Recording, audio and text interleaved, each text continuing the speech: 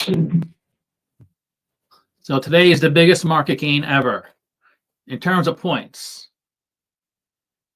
not in terms of percentages. Because as the market gets higher and higher, there's going to be big point gains, even if the percentage isn't as high.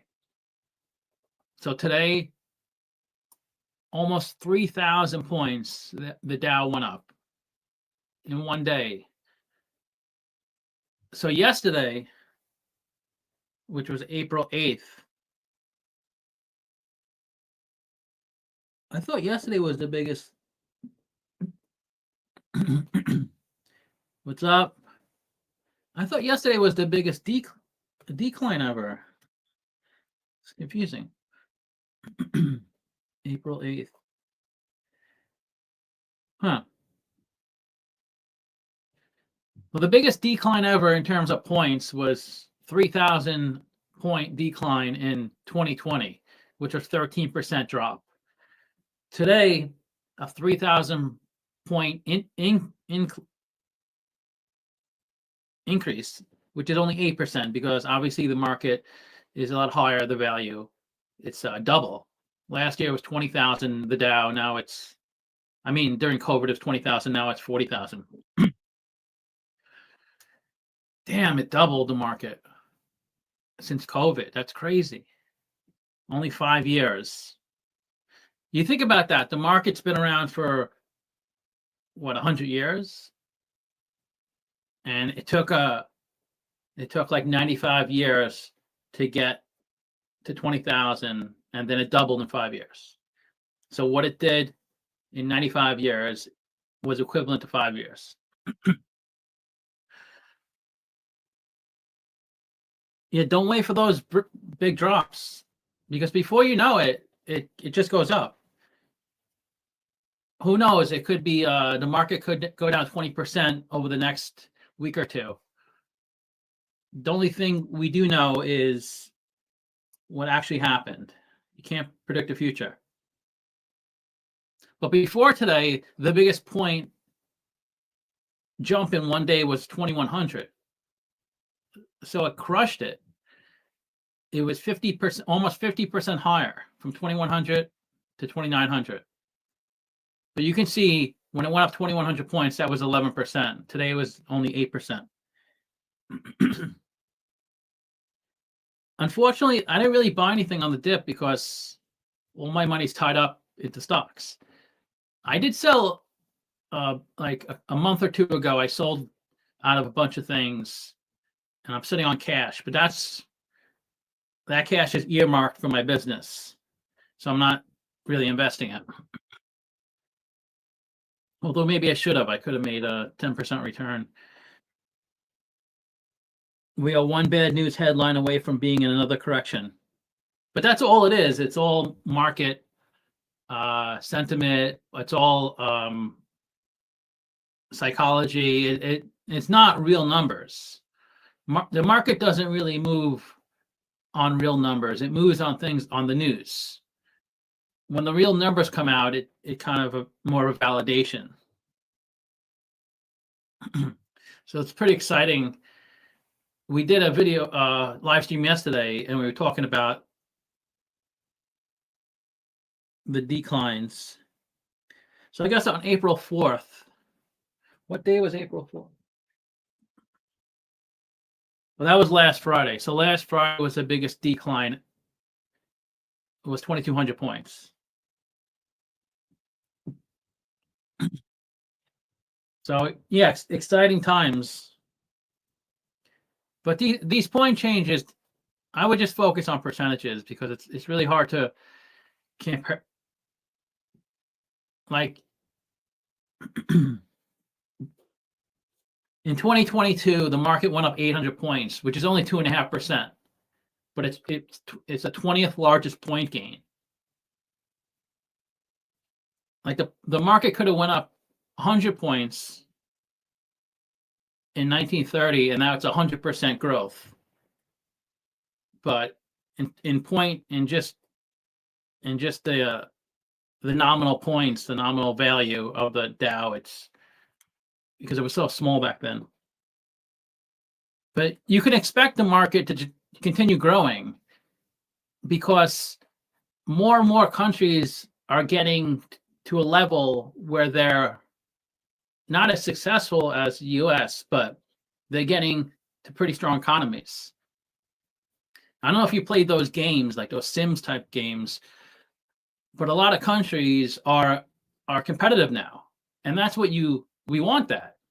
We don't want to be like half of the world GDP because it's hard to grow our economy and the world economy if we're just such a big percent of the entire market. We want other countries to participate because everything grows fast.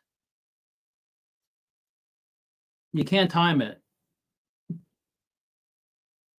Many great deals on companies are still out there. But I saw like Nvidia was up 15-20% today.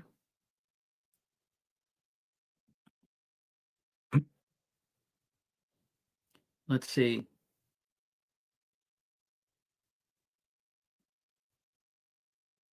Any big yeah,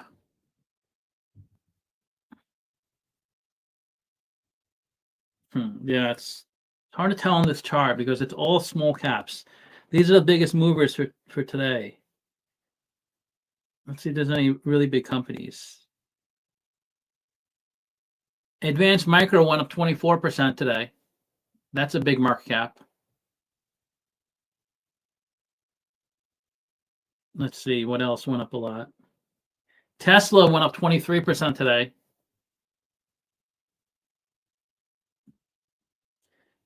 Because when a company like Tesla goes up 23%, that moves the market. Because that 23% is like well over 100 billion market cap. Like 130 or 140 billion market cap.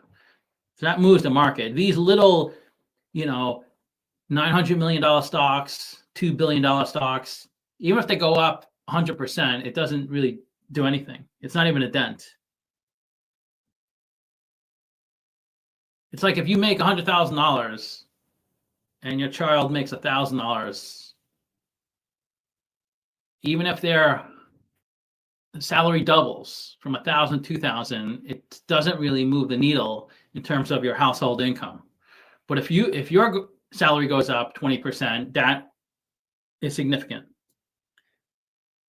Yeah, Apple went up, which is surprising, right? Because I thought Apple was under a lot of pressure with the tariffs.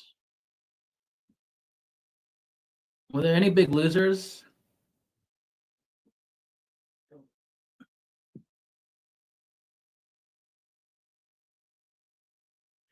Rocket.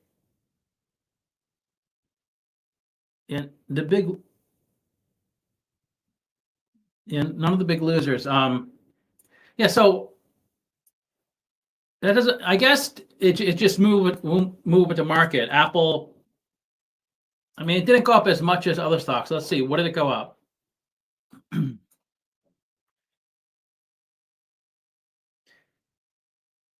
went up a lot, 15%. So that's pretty significant.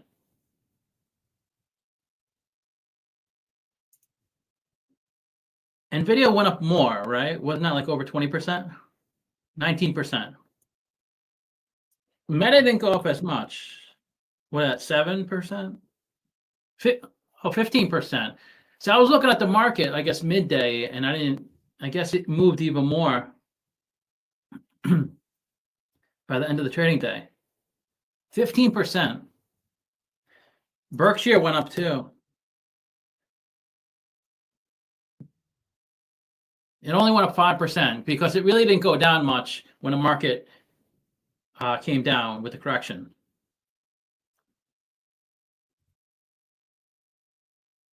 Yeah, I should buy some stocks. Well, I'm kind of late to buying stocks. Maybe I'll Amazon 12%.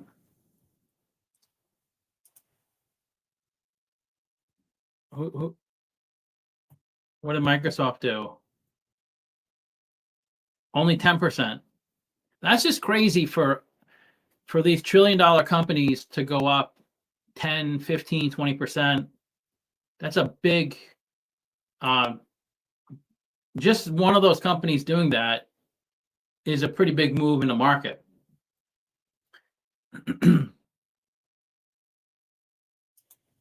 Yeah, Broadcom. So all these deals are gone. You could have got a great deal, but now the market. But the problem is, if you wanted to buy a stock like Broadcom, say you wanted to buy it a few days ago, and then you talk to like a friend and they said, oh, don't buy it because the market's going to keep going down because of the tariffs. And you could have got it for 150. And now it's trading at 185. So most people just won't buy it for 185 because it just yesterday or 2 days ago it was 150. So you hold out thinking it's gonna come back down because it was just 185. It's just 150. I'm gonna wait, and then you wait, and it almost seems like you never, even if it goes down to 150, then you'll listen to people who will say it's gonna go down to 100. You just have to buy it at some point. Like if you look at these stock charts, like it doesn't matter when you bought it between 2009 and 2020, you're killing it. It doesn't matter if there was like a spike one day over here, and if you would have waited, it would have came down a little. It's irrelevant. You can't even tell on a chart anymore. I guess if you bought it at the end of 2024 when it was 240, it probably was a bad time. But in 5 years from now, that'll be erased. You won't even be able to tell. Or maybe 10 years. So what stocks who are earnings today?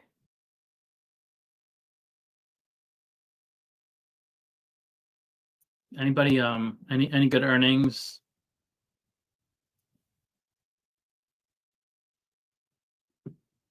Today's Wednesday. So Delta, bad earnings.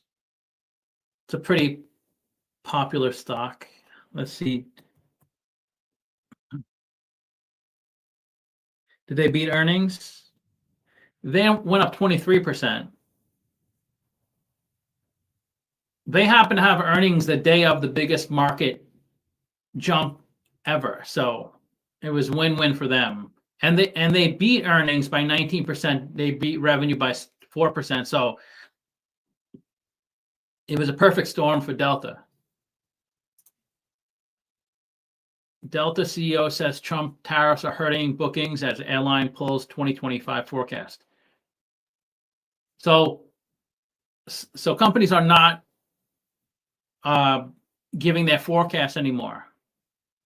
Somebody mentioned that on the stream yesterday.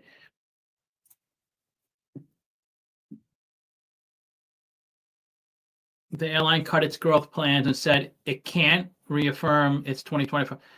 So companies aren't even giving guidance because I think they just don't want their stock to decline too much, because at this point you have to give low guidance because of tariffs. You can't reasonably say the stock, you can't reasonably say revenue's going to go up, earnings are going to go up. So it's just easier to say nothing, because you are liable if you give fake earnings. Like you can't back up your earnings and say the revenue is going to go up 10-20%, and people buy the stock and revenue goes down. You have to have a pretty good reason you said revenue will go up. You can't just say it. A lot of companies have gotten sued for stuff like that. So Delta last month lowered its first quarter forecast due to disappointing bookings.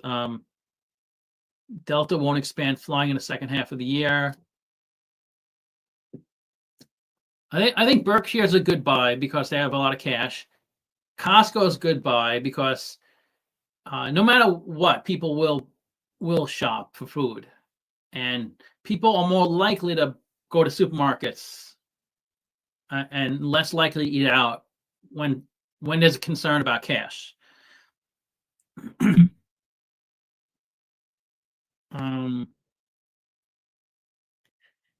So I mean, the big box retailers like Target, that could be good. But you have to think about tariffs. So I think Target may be affected by tariffs. Who's not really affected by tariffs? I think tech companies are not as affected, like Amazon, Meta.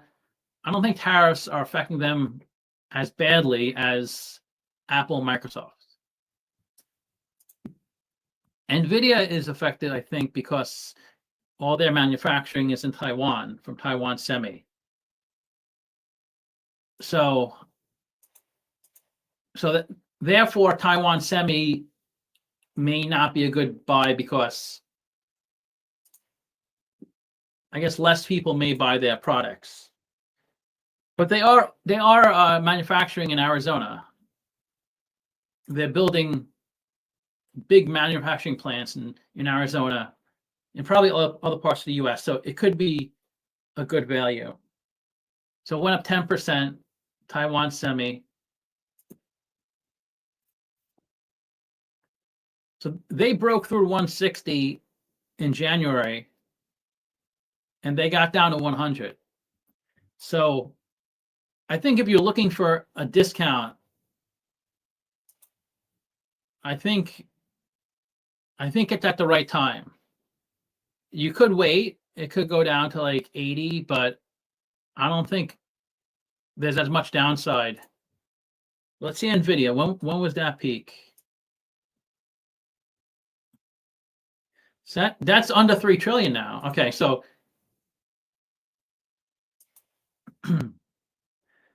so that peaked at 150. It similar to Taiwan Semi, and that got down to 90. So Nvidia seems like it's a good value. WD-40. Yeah, what company is mostly American made? Okay, what public company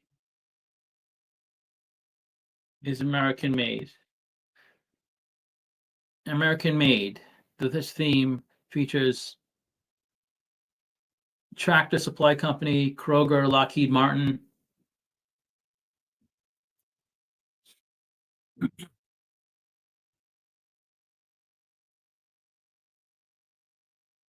What else? What's tomorrow? CarMax. Okay, all the banks are reporting on Friday. So CarMax. What do you guys think about CarMax? Are they going to beat earnings? They're 12 billion market cap. They went up 9%. They're not really down too much. It was 90, it got down to 70. But now it's back up to 80. So it's really not down much at all. The peak was in 2021 at 150. So it's really been trading sideways for over 3 years now, since end of 2022. It's been pretty much hasn't moved. So it could have a really nice breakout. CarMax, well, it looks pretty bad actually. They had 32 billion of revenue in 2022, and it's been going down since then.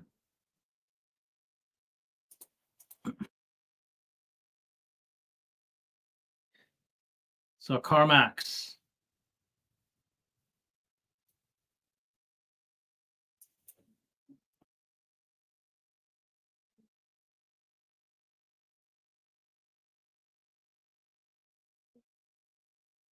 So they just buy and sell used cars. That's pretty much their business model.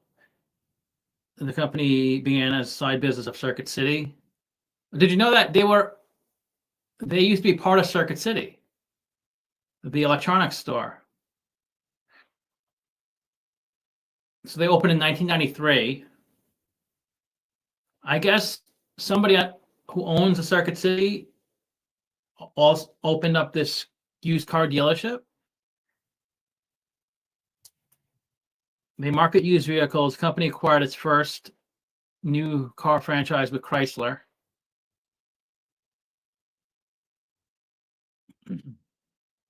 So it also sells new cars, not just used cars.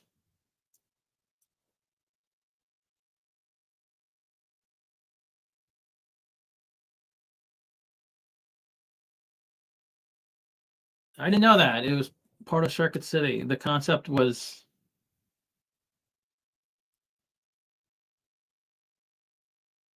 I mean, if you have the not the resources, if you have like a customer base, it does make it easier to open a new business. Like if you have a business already that a lot of people go to, it's just it makes it a little easier to get customers, or at least to get started. Even if you do different things, there's always going to be crossover, because people who buy electronics, a lot of people buy electronics, a lot of people buy cars. Pretty much everybody buys electronics, everybody buys cars. I mean, if you're a women's beauty boutique, the population of people is smaller, but it's a pretty wide reach. Let's see. So a big store, 60,000 square feet. They carry 300 to 400 vehicles. It employs 40 sales associates.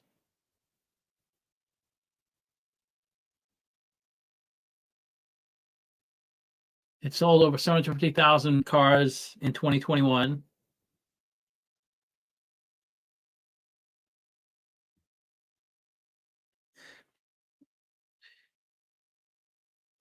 TSLL went up 45%.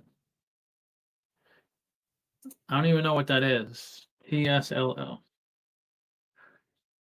Oh, it's a leveraged um, Tesla. It's a double Tesla.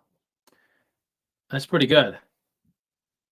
You can't really make money if you hold these types of leveraged investments. They pretty much go down in the long run. As you can see, it started out at 23. Unless you time it really well, it usually goes down in the long run. Because you'll see these leverage funds, even if the market is flat or even goes up a little, sometimes these funds go down. Because the negatives, when a market goes down, outweighs the positives. I'll show you mathematically.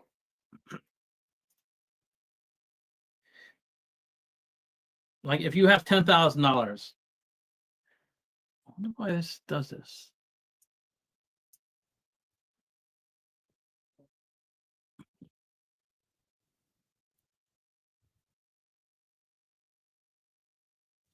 And let's just say the market,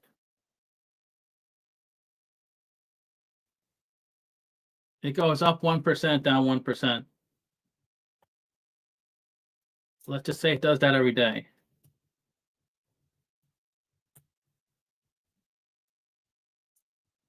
Which is like zero, right?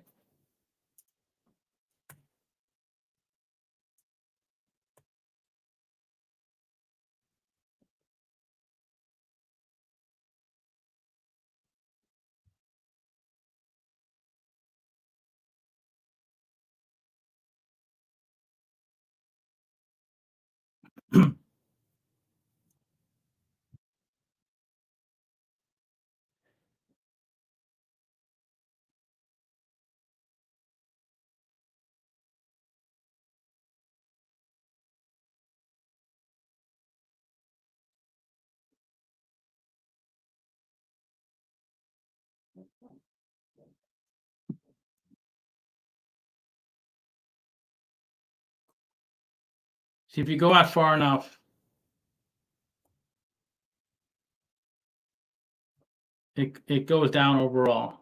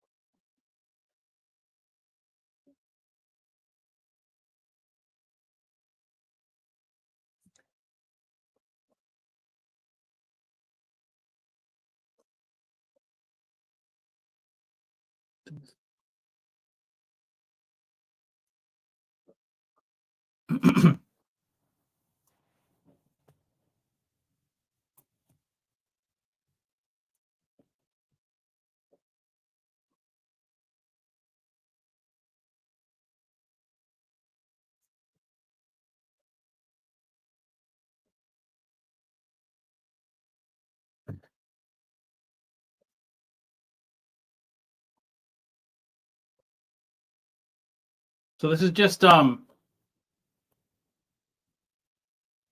say each day the market moves, it goes up 3%, down 3%, up 3%, down 3%, which you think is not changing your investment, but eventually it does go to zero. Let's do the number of days. They can see what I mean. And when you lever these funds, it's more aggressive. So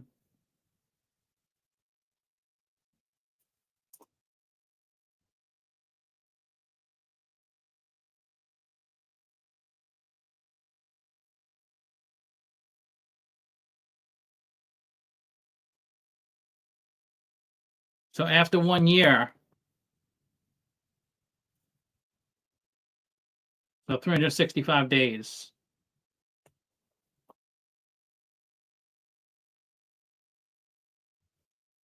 your 10,000 is 8,700.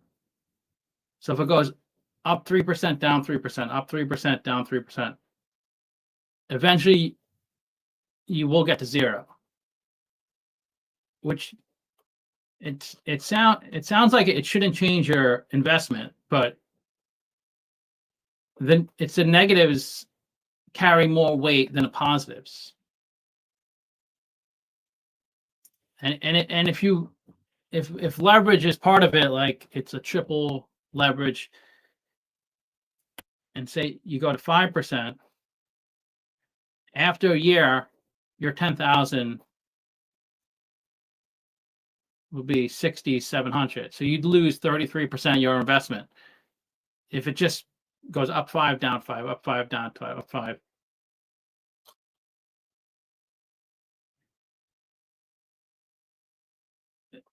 Because the way it works is, it could go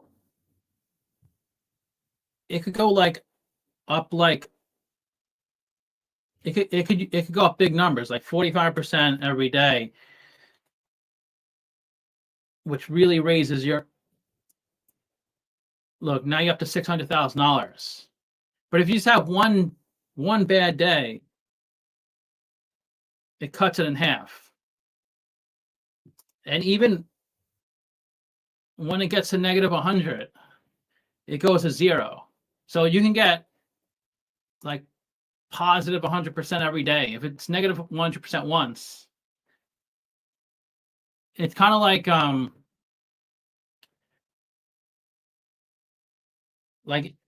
if you're a Mets fan, I'm a Yankees fan, and I said to you, you could multiply the runs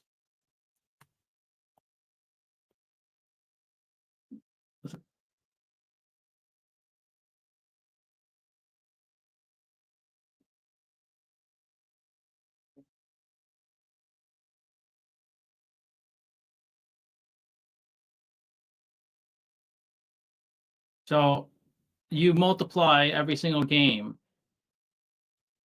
for the Mets because you're a Mets fan. So 2 times 2 is 4, 4 times 2 is 8, and I just add every game.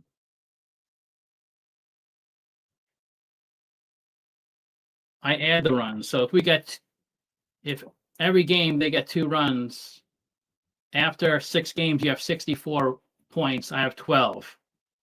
But I would always win this bet. You guys know why, right?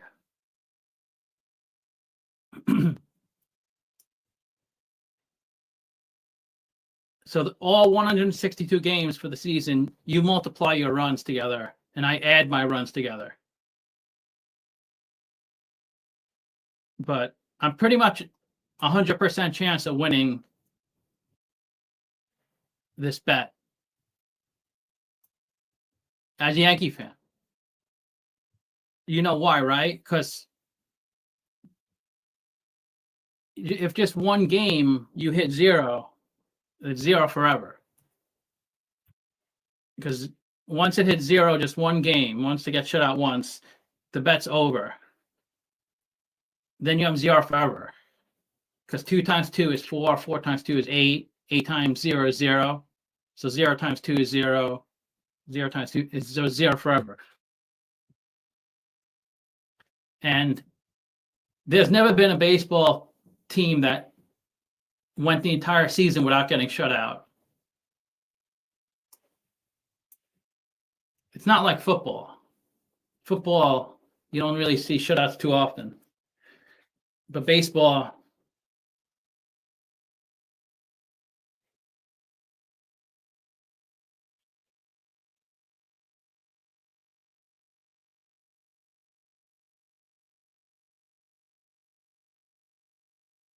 it happened though. Only 5 teams in Major League history have gone an entire season without recording a single shutout. Oh, without recording a victory. That's the opposite of it. Has any Major League team gone a whole season without being shut out?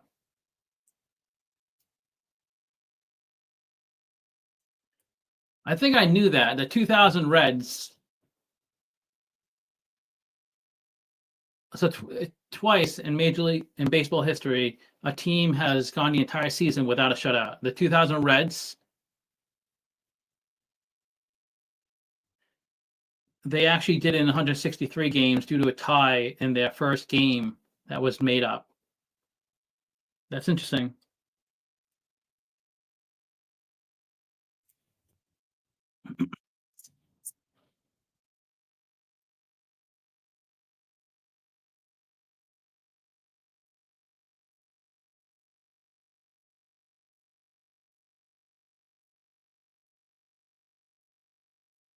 The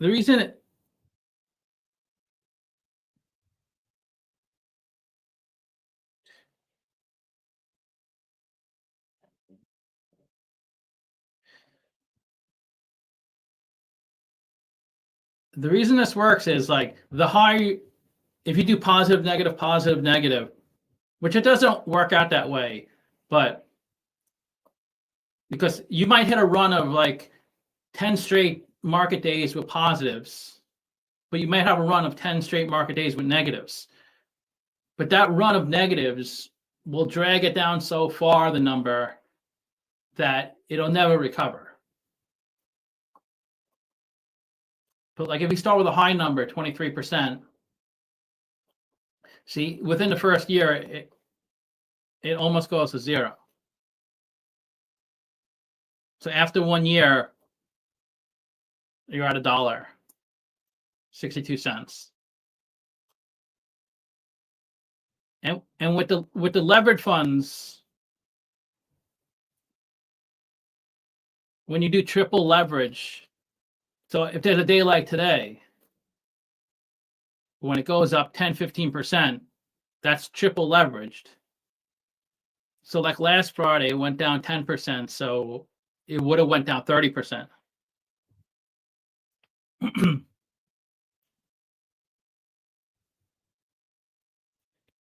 Okay. Well, interesting day today. And hopefully we see some big days coming up. So thanks for joining. I'm gonna head out. Hopefully I'll see you over the weekend. I'll probably do a stream over the weekend. Okay, talk to you later.